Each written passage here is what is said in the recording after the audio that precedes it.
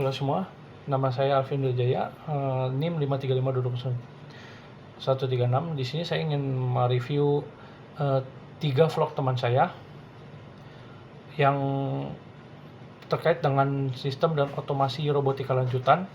Di sini saya ingin mereview kelompok dari kelompok 1, kelompok 7 dan juga kelompok 10. Nah, kita mulai dari kelompok 1 di sini.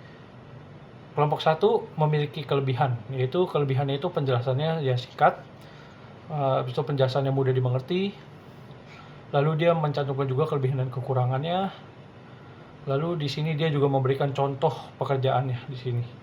Tapi kekurangannya ada juga, yaitu dia di sini suaranya itu ada yang ketiban sama suara video, yaitu dia kurang jelas. Lalu di sini videonya itu rada sedikit blur, lalu dia kurangnya kerjasama, lalu dan juga di sini videonya tidak digabungkan dengan rekaman wajah di sini. Nah, untuk yang kedua itu ada kelompok 7, yaitu quality control. Nah, untuk kelompok 7 segini udah bagus. Kelebihannya itu menurut saya adalah dia penjelasannya singkat, padat dan jelas. Dia ada menjelaskan kelebihan dan kekurangannya juga. Dia juga memberikan contoh pekerjaannya, lalu di sini materinya itu sangatlah terdengar dengan jelas suaranya. Nah, kalau kekurangannya sendiri, menurut saya sih kekurangannya itu gambarnya terlalu kecil kalau untuk contoh dari pekerjaannya.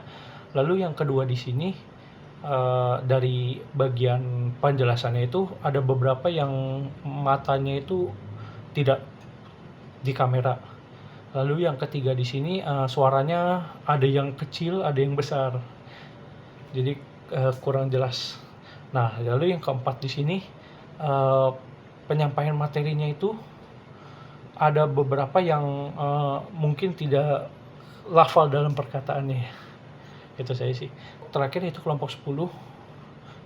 Nah, untuk kelompok 10 ini menurut saya kriteria videonya sudah bagus. Nah, kelebihannya itu dia penjelasannya bagus, mudah dimengerti. Lalu yang kedua di sini videonya itu memberikan contoh sebelum otomasi dan sesudah. Lalu dia terdapat kesimpulan dalam video, jadi dia merangkum dari semua materinya.